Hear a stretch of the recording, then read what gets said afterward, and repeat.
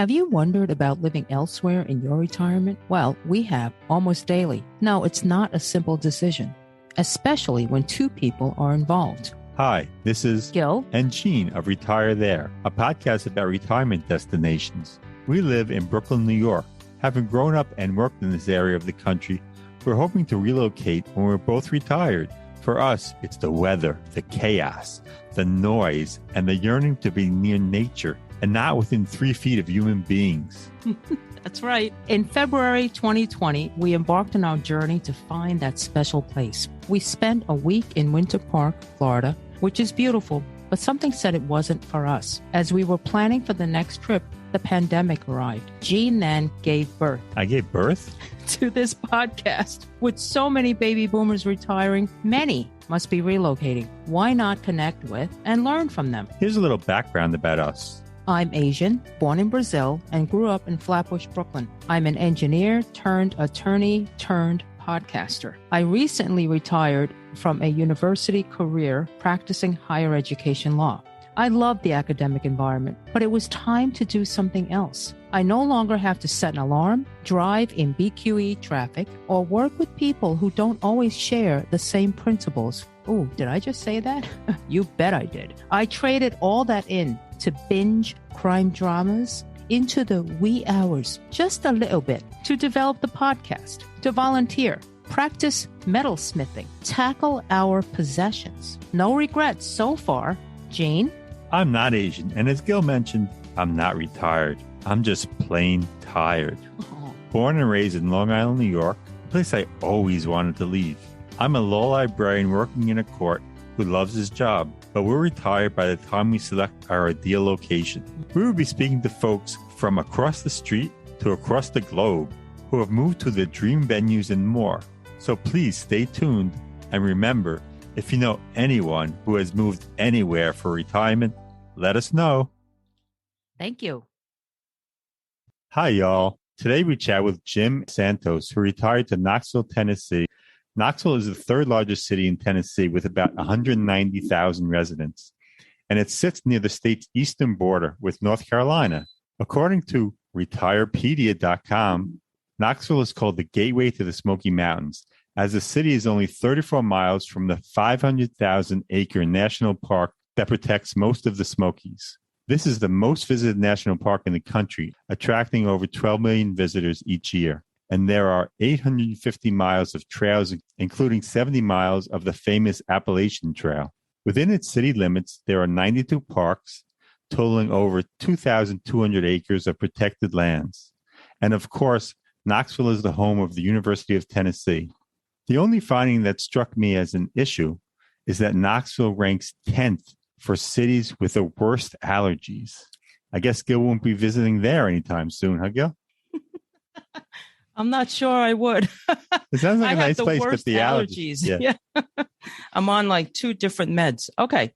So Jim is a freelance writer and voiceover artist. Prior to moving to Tennessee, he and his wife lived in Salinas, Ecuador for 6 years. He has written and published over 200 articles about living in Ecuador and traveling to other locations around the world for the Wall Street Journal, Huffington Post, and various international living magazines, e-newsletters, and website content.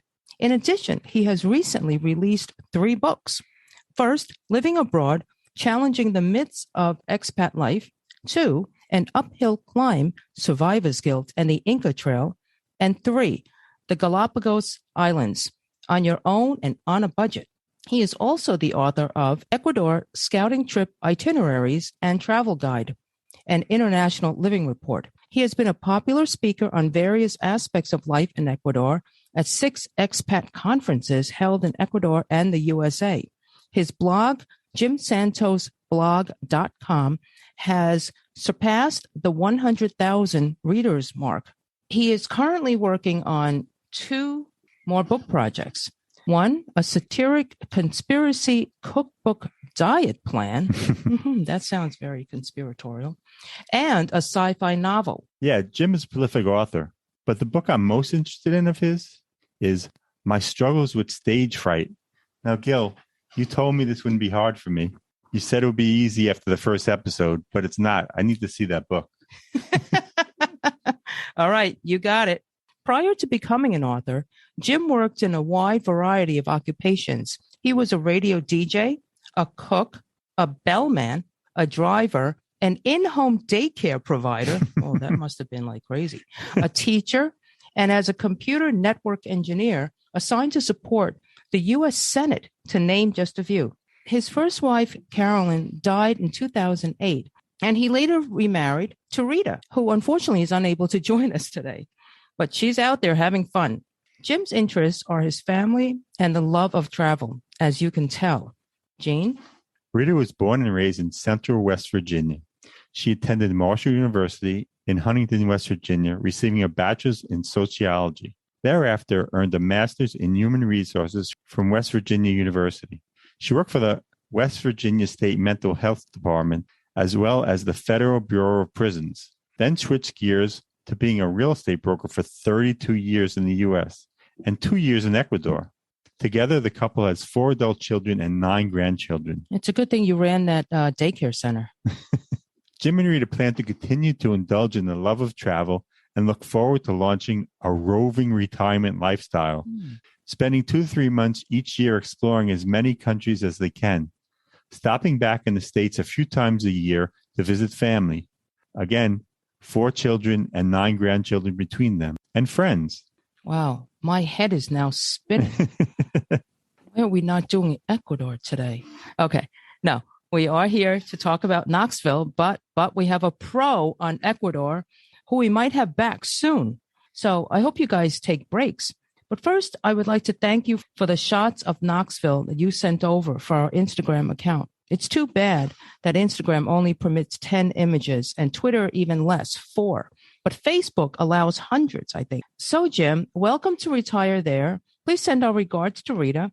And how in the world, after all that traveling, did you guys hone in on Knoxville, given your nonstop global work? We found ourselves after 6 years of living in Ecuador with a great love of travel. We wanted to be able to see a lot more of the world. While we were there, we went to 3 other South American countries. Before Ecuador, we had traveled to Italy. I'd been to France, and Rita has been to Germany. So there were a lot of places out there that we really wanted to see. And we loved living in Salinas. We were right on the beach, right on the Pacific Ocean. But the main problem was it was 2 hours to get to the airport. So flights either leave very early in the morning or arrive late at night. So it was just inconvenient as a base for travel. So we started looking for a base in the States because, as you said, we have 9 grandchildren we need to check in on from time to time. And we wanted an area that had a good climate, not very harsh winters, because, a lot can happen to your house if you're not there in the wintertime. And we also wanted to find a community that, maintained the lawn so it always looks like somebody's there, even if we were not there 2 or 3 months of the year. Sure. We also started looking, as retirees, it's important also which states are going to tax your retirement income. Alaska doesn't, but Rita doesn't like the cold, so that doesn't help. So the state that we settled on and started looking at a little closer was Tennessee. There's no state income tax here now either. Right. So without the state income tax and without the tax on retirement income, that was a big plus for us. We also enjoy hiking quite a bit. In Ecuador, we did a lot of hiking in the Andes, and we hiked the Inca Trail to Machu Picchu. So being close to the Smoky Mountains was also a very attractive thing for us. We started looking in the Nashville area. That looked like a little too big, a little too congested. Our other priority was having a good airport close by. Yeah. So we could get in and out easily. We first started looking at Oak Ridge because I'd heard of Oak Ridge before, right? Everybody's kind of heard of Oak Ridge.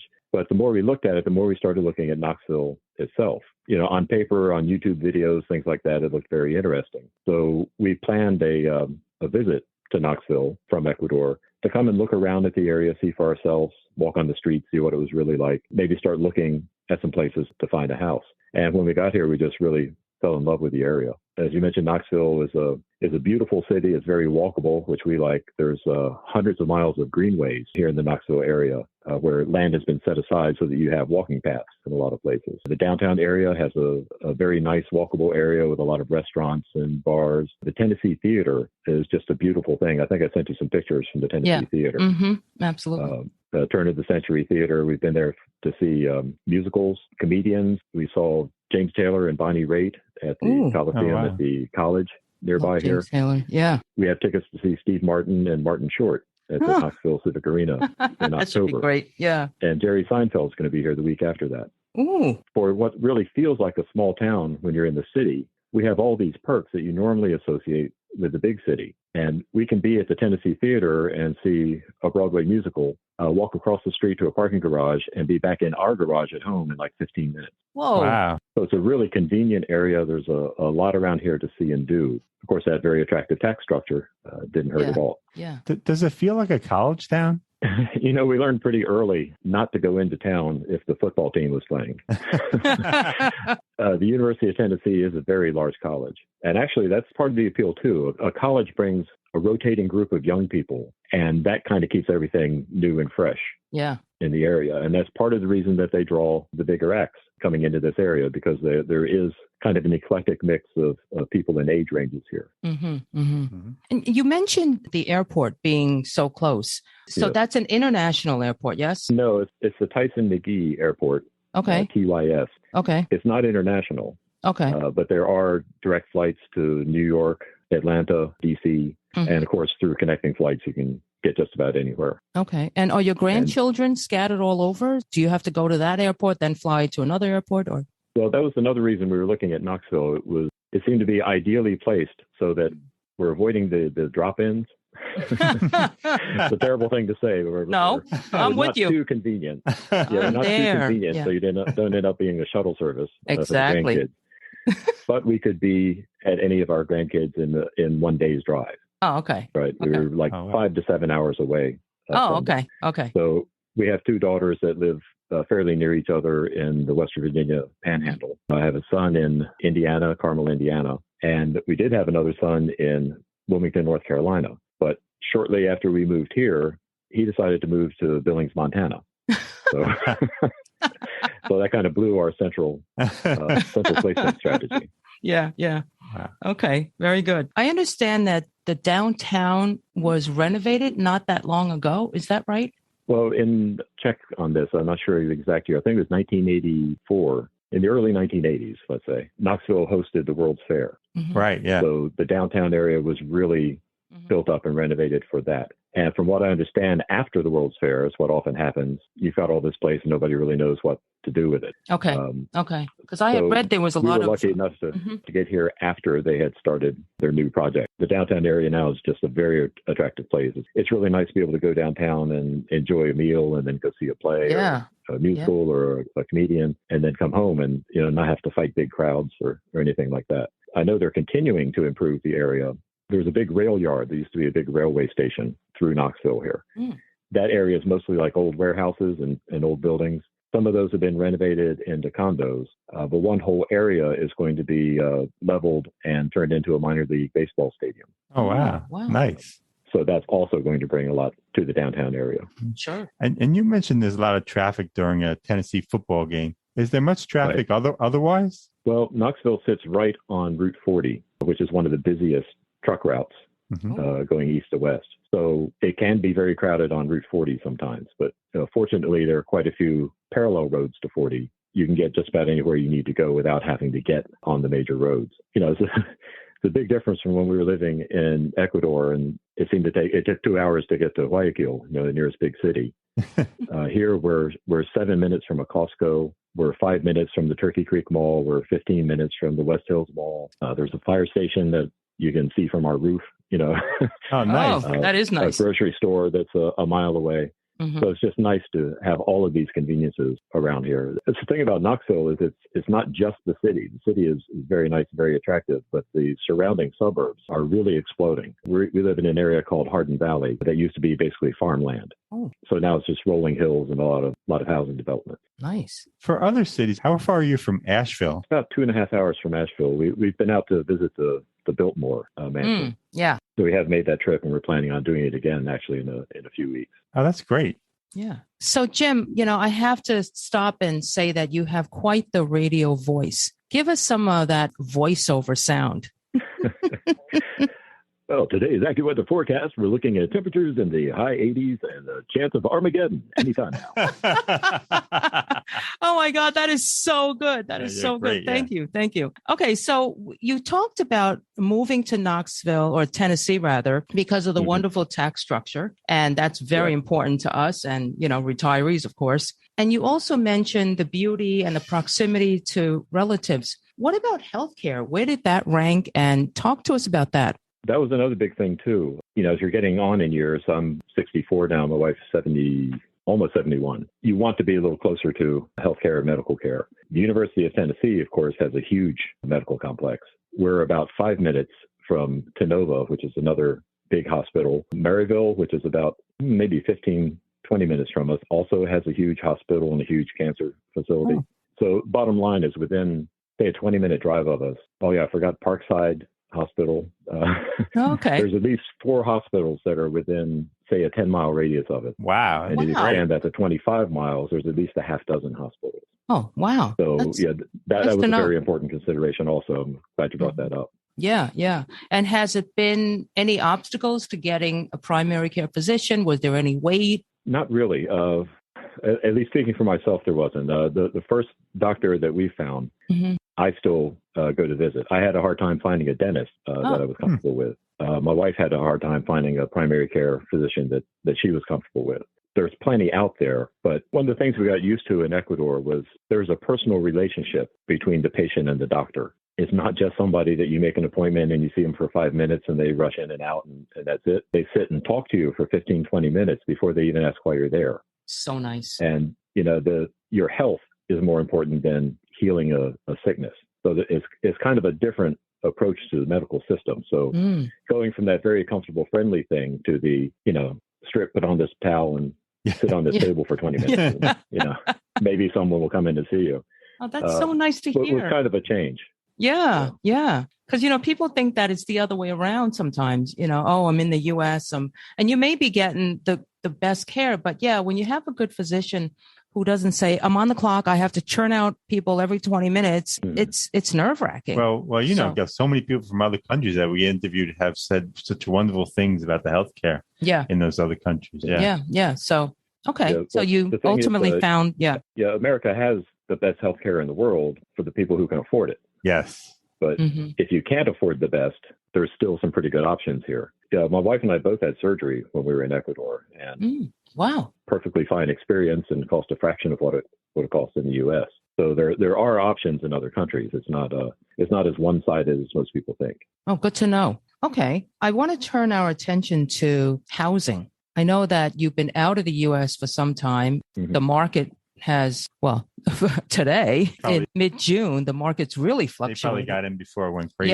Yeah. Can you talk to us about that and how you found, and are you in a house? Are you in a condo? What's the structure, et cetera? Yeah, I wish Rita wasn't as shy and would talk to you about this because she was a realtor for 32 years. Right. Yeah. So, yeah, I know. And she's continued to keep a close eye on the market. We purchased the house here in a community of single-family homes. We lived in a condo in Ecuador. We lived in a condo in Cambridge, Maryland. We had homes in West Virginia. So we kind of lived in a variety of places. We really preferred the single-family homes because we both kind of like the privacy and the quiet. Yeah. We also wanted a place that would have enough rooms in it so that when family came to visit, they didn't feel like they were imposing or anything. The housing market in this area, we got in at a good time. We got our house, was $345 when we bought our house. And if we tried to sell it a month ago, we probably could have gotten $560 for it. Yeah. Wow. Wow. And how many bedrooms? In this area, this is technically it's a 3-bedroom. Okay. 1 bedroom on the master bedroom's on the main floor. That was another big consideration. We wanted to, retirees, it's nice to eliminate stairs if you can, right? Yep. And then upstairs, there's 2 bedrooms, and the room that I use for an office could technically be made into a bedroom also. It has windows and a closet, so it's technically could be a bedroom as well. Okay. The market here is still fairly high as far as pricing goes. It is starting to drop, but West Knoxville in particular is a very popular area, and there's been a lot of construction here. Just the few years that we've lived here, there have been 6, 7 new communities that have been built. We bought an investment home, as a matter of fact, in one of those new communities about a mile from our house. We're waiting on another investment home right now to be finished. Oh, wow. But because of the popularity of this area, it's still a little high, but it is slowly declining. We've also noticed that there's fewer and fewer things on the market here. And if it does come up, places like Zillow, used to be you could go and you see 130 days on the market, 170 days on the market. Mm-hmm. Now you look and it's 2 days on the market, 4 days on the market. It's so nerve-wracking. Yeah. And you call and there's already 3 offers in. Yeah. So, wow. Are you in a community where you pay an HOA? Yes, we pay 2, actually. There's one main HOA for the whole community, and we're in a little subsection called the Villas. We have a small HOA here as well. But we were looking for something like that because, again, the idea was we were going to be traveling. We thought we may only be here 2 or 3 months a year and spend the rest of the time in other countries or visiting kids. Right. So having an HOA that would take care of the lawns was an important part of that. How much are these HOAs, the 2 of them?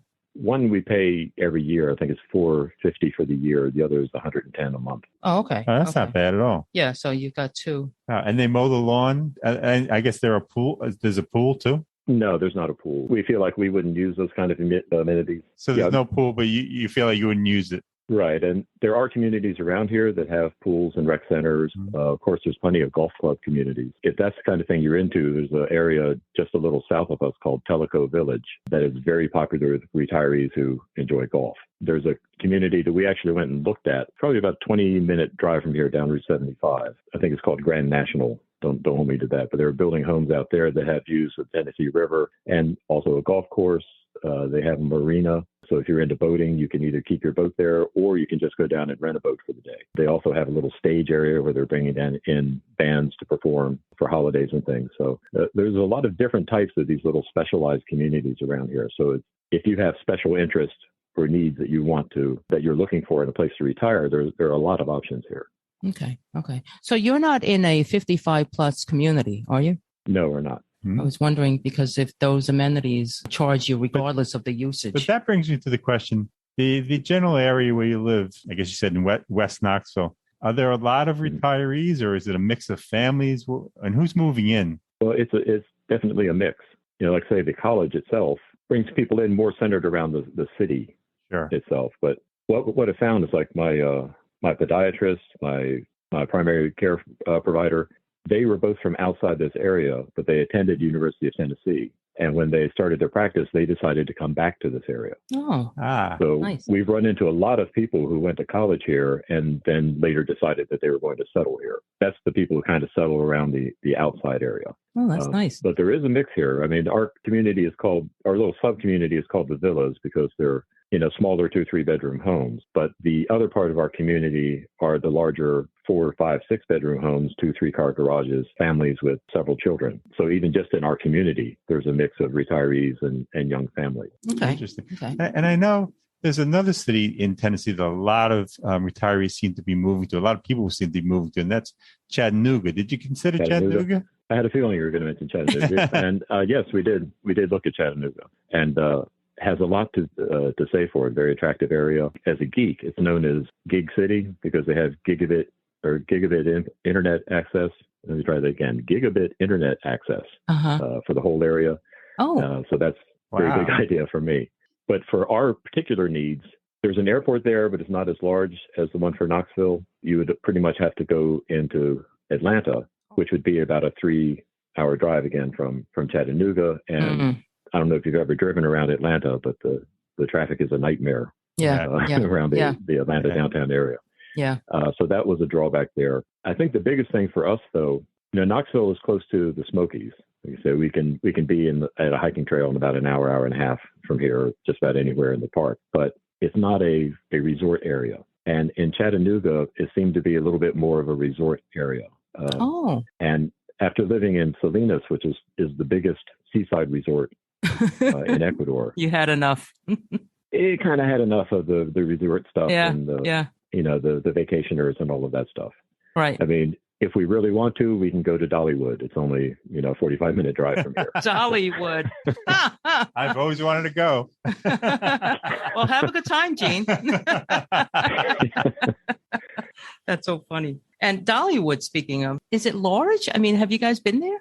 Oh, it's huge. We haven't been to Dollywood itself. We've driven past the entrances and the area. If you go east from here about, I think it's only about 20, 30 miles, you pick up a road that goes down through Seversville, which is where Dolly Parton was born, then very rapidly followed by Pigeon Forge and Gatlinburg.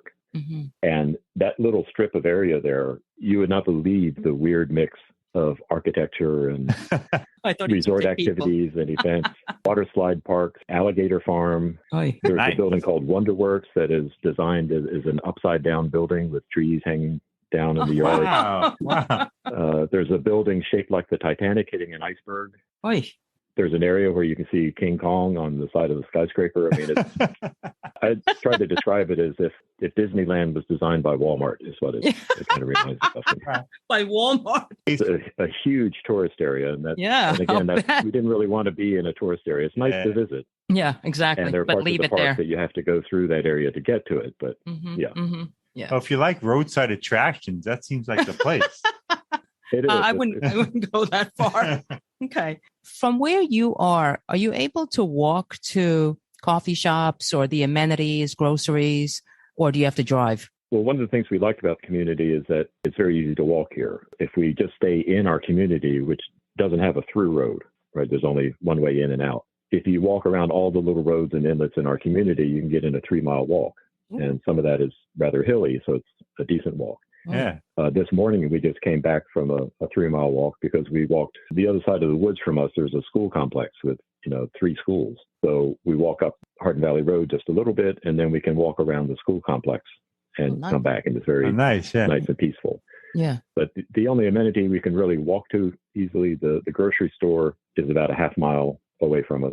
It's about a mile away from us, the grocery store. Mm-hmm. And if we walk in the other direction, about half a mile or so, there's a place where there's a pizza place and there's a rib joint.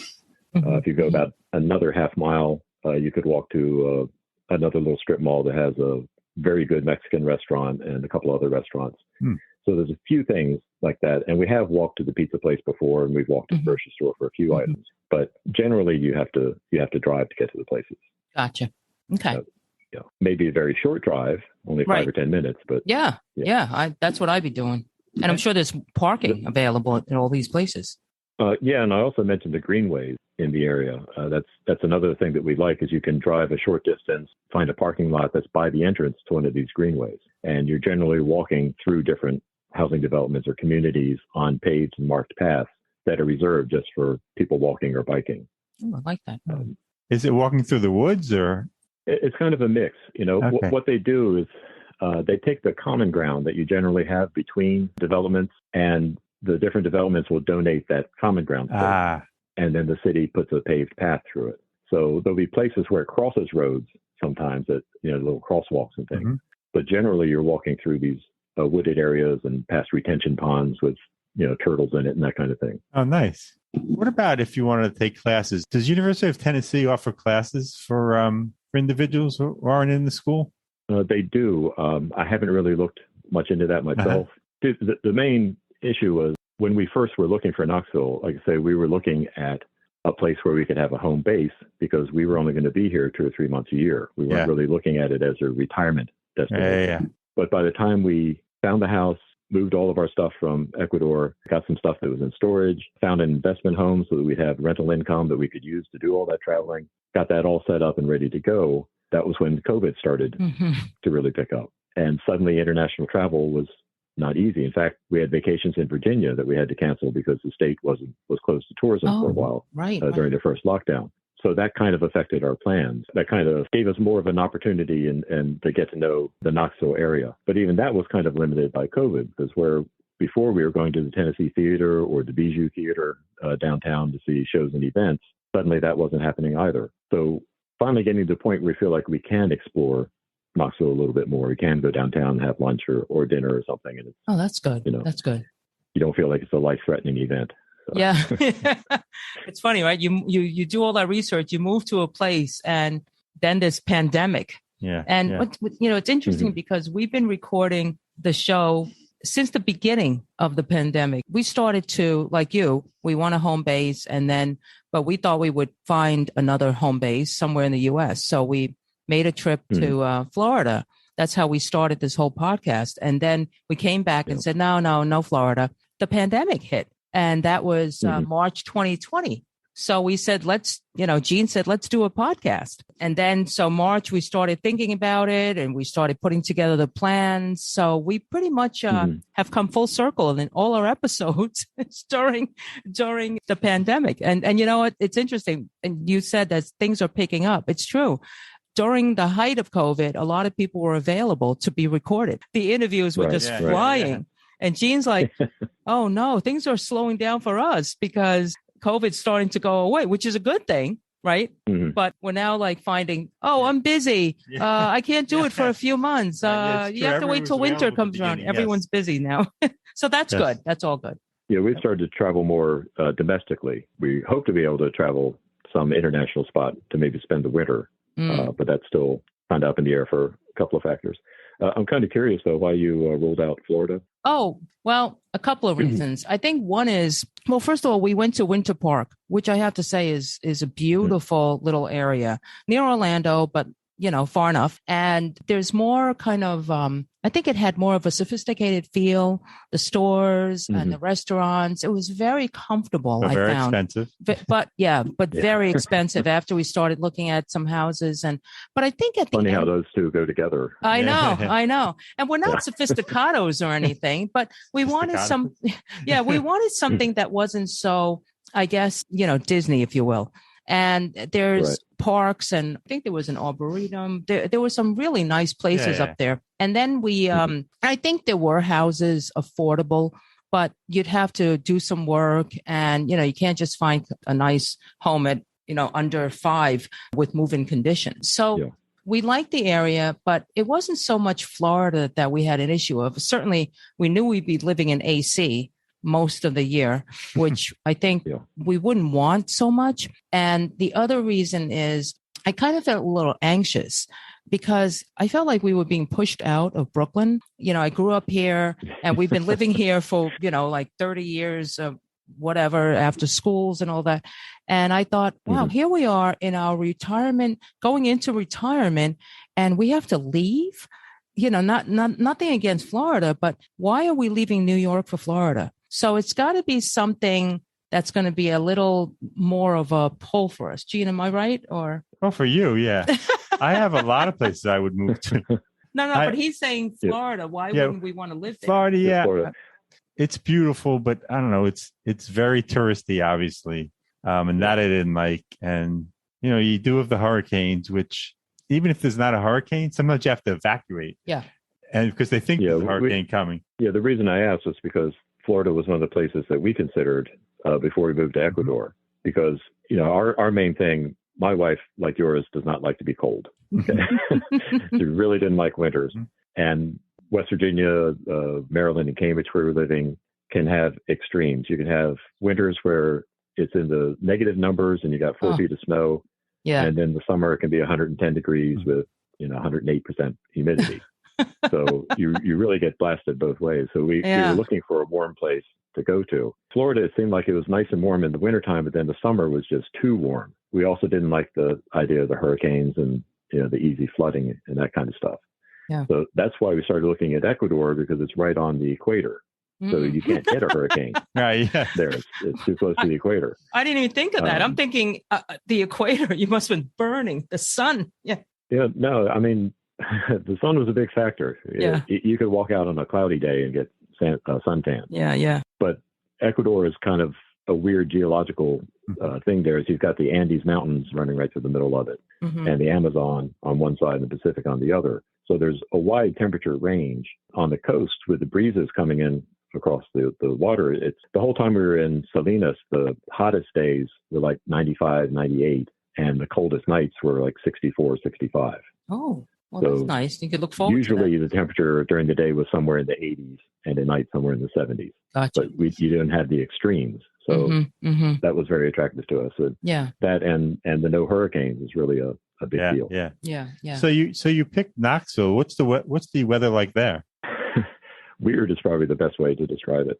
It's overall just a very moderate climate. Today, I think it's going to be in the mid 80s. Last night, it got down to about 65, 64, something like that. Nice. We have a lot of really sunny, beautiful days. Not so much of the big rainstorms since we've been here. Had 3 winters here now the biggest snowstorm left a little bit on our driveway. Usually it's just enough to cover the grass. It's like a quarter inch or half inch of snow. Perfect. I don't think we've seen, we definitely haven't seen an inch of snow yet, at one time. It's been very, very pleasant. And in the winter times, we don't have those stretches of negative numbers, for the temperature. Really, I think we only had maybe a dozen nights when it got down into the 20s. The 20s are below. Usually, my God. Usually during the day, it's above freezing. So even when it snows here, it's usually at night, and then by noon, it's gone. Oh, how perfect is that? But it's very changeable. We're told that you can have.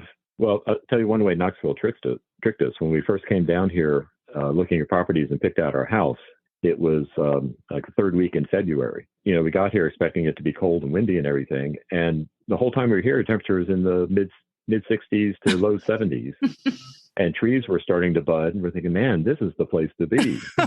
So we came back in mid-April for our closing and woke up to have a sleet storm. Oh my goodness. On the way to our closing. It's like, maybe we made a mistake here. Yeah. It's a sign. Yeah. Yeah. So it can be changeable. It's kind of hard to predict from year to year exactly what that year is going to be like. Especially these days. It's really hard to say. We had a lot of snow, and just looking out the door and seeing, 8 inches or whatever piling up. And Gene's thinking, oh man, I've got to go out there and shovel. And I'm thinking, I feel sorry for you. But that's one of his tasks. Like we have our responsibilities split up, but that's on his side. Thank God. Yeah. Well, here you could go out with could go out with a leaf blower here and clear the driveway. About 2 minutes, so. That's so funny. I like that. It's a college town, somewhat of a college town, Knoxville. Is it a diverse place? Question. As you get closer, the college is a very diverse place. It's a very diverse college, but I haven't looked at the actual stats for this area. There is a fairly decent minority population here, but I don't know what the actual distribution is. There's enough of an ethnic diversity so that if you go to an ethnic restaurant, for instance, it's actually run by that particular ethnicity. Some of the small towns that we've been in West Virginia, the Italian place, the Mexican place, the Thai place, all had Hispanic help in the kitchen, and that was it. It is a fairly good mix of people here. Okay. So we've covered a lot. Have we left anything out, Jim? Is there anything you'd like to add?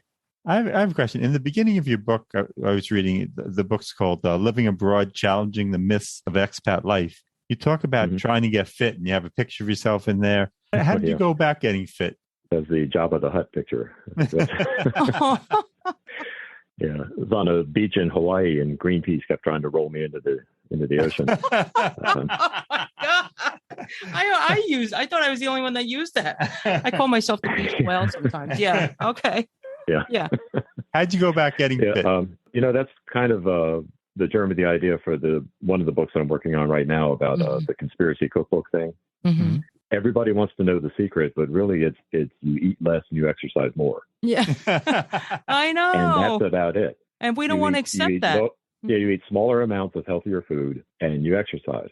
And what really made a difference for me was when we moved to Ecuador, we were getting most of our foods from the mercado, which was like a half-mile walk from us, getting fresh fruits, fresh vegetables, chicken that was running around on the farm yesterday, and fish that was swimming in the sea yesterday. We're getting eggs that you have to take home and wash the feathers off of them and the chicken off of them before you use them. Yeah. And we didn't have a car. So we were walking everywhere, and all this stuff was in walking distance. So the first time we were there for a few months and came back to the States, I had a physical, and the doctor told me I'd lost 20 pounds. Wow. I really hadn't done anything different. I was just eating better food, and we were walking every day. That's the answer. So to get in shape for the Inca Trail, it was the same thing. I ate less, and we started walking even more. We were on the 19th floor of our condo, so we started walking up and down the stairs. What? Oh my goodness. 19? 19. And you were going up and down 19 flights? Eventually. Oh. The thing is to take small steps, because the first time we tried it, we walked down the 19 steps before we went out on a 3-mile walk. And when we got to the bottom of the steps, I looked like, Bambi on the ice. My legs were like wobbling all over the place and just barely made it through that walk. And we took the elevator back up. But when we started walking up the stairs, at first it was after 5 flights, we'd quit.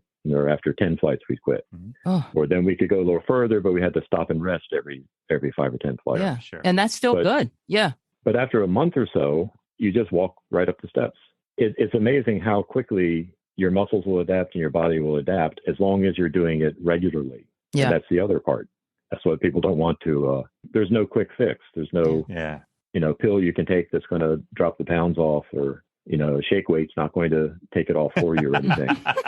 Shake away. You really just have to change your lifestyle in order to do that. So it's kind of the thought of this conspiracy book was I'd kind of, you're giving it away. Conspiracy theories are so popular now, it can't possibly be that simple. Yeah. It's just diet and exercise. Right. So my working title right now is The Elites Hid the Papaya from Me, but I'm still working with that. But and when's that book but that's the coming idea. out? I don't know. I've gotten distracted recently. You mentioned I worked as a tech support in the Senate for about 12 years. That's exciting. I was kind of a fly on the wall in a lot of Senate offices, and I've seen a lot of stuff that goes on behind the scenes. Oh my goodness. I thought it'd be interesting to write a book about those experiences, and I worked with Joe Biden teaching him how to use a certain feature of his BlackBerry one. Wow. Cool. So, I shared an elevator with Ted Kennedy and talked to him, walked down the hall with him, talking to him for a while about stuff in the Senate. Yeah. So I got to see a lot of these people in a lot of different kind of environments. Yeah. And there's a lot of, pretty funny stories about That's stuff. That's a great idea. Yeah. Yeah. So I've kind of been distracted by that. I'd kind of like to get that out before the next election cycle. Yeah. That's a good idea. That's a good one. Washington changed a lot from when I first was there in 2003, I think was when I started. Oh, yeah. Yeah, so we were post 9/11, but pre-Tea Party. There was kind of hints that the wheels were about to come off the cart, but it was still a fairly civil place. People were still, actually passing legislation and doing stuff. So I've kind of been distracted by that idea. Well, we want to thank you so much from the bottom of our hearts. This has been really interesting. I actually haven't been to Tennessee, right? We haven't even, wait a minute. We've been to Chattanooga. We've been to Chattanooga on a very short. No, on the longest garage sale in the world. Yeah. That's not far from us, I think. I'm thinking of the same place. It goes through about 5 states, I think. We were in Louisville, Kentucky. We started in Louisville. Yeah, Louisville. And then we rented a car and went down to Louisville. Chattanooga. And Gillen was pregnant at the time. I was pregnant, and we're driving through this massive yard sale. And if I wasn't, I would have had a blast. Because, I don't know why, but at the time I was interested in depression glass. Don't ask me. I'm just glad I didn't buy any. I'm kind of glad that I was sick from being pregnant. All I remember is I had the best peaches in the world, and I don't know which state it was. Yeah. That was a very interesting. Maybe Georgia. Peachtree Avenue.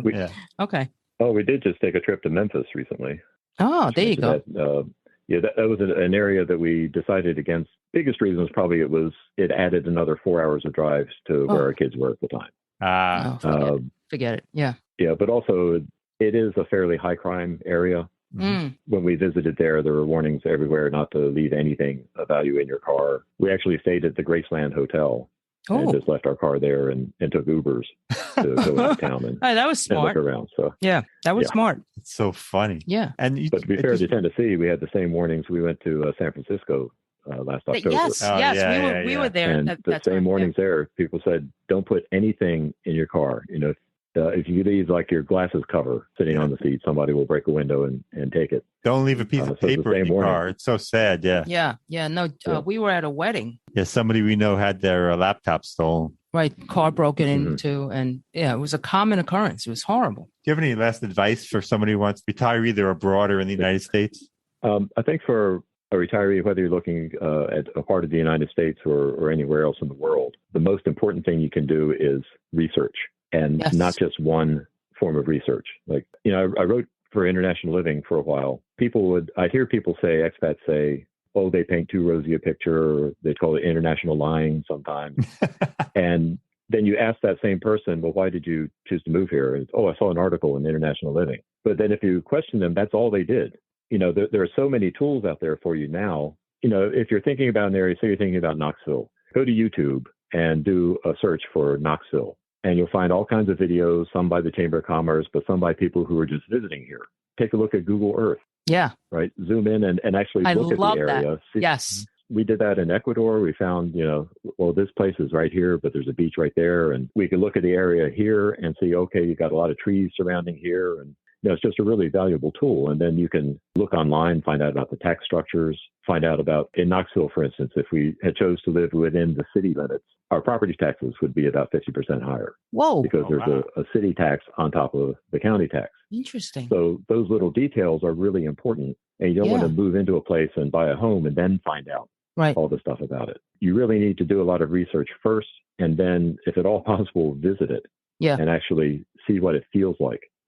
Get out and walk around, look at the different neighborhoods, see just the general state of the roads and the highways and things. You see some litter around here, but not really a lot. And that was one of the things we noticed, not to pick on it, but one of the things we noticed in Memphis was there was a lot of litter everywhere. So that kind of tells you something about the care that the people in the area, or the pride that people in the area have for their homes. Yeah. So there's a lot of things that, I say the research is really important. You can't skip your due diligence, but you have to actually be there sometimes and see it to know what it's like. So that would be my advice. Research as much as you can, and then visit, and keep an open mind too about the different areas. Yeah. That was great advice. That was good, yes. Thanks, Jim. Well, again, thank you so much for your time. And it's such a pleasure to meet you. We're definitely, thank you. in touch. Okay. I enjoyed it. Be happy to come back and talk about the we would love to have you back. Yeah. And talk about Ecuador. Yeah. All right. On that note, Jim, why don't you sign us off? You've been listening to Retire There with Gil and Gene. Thanks for your attention, and subscribe to our podcast channel. Yay!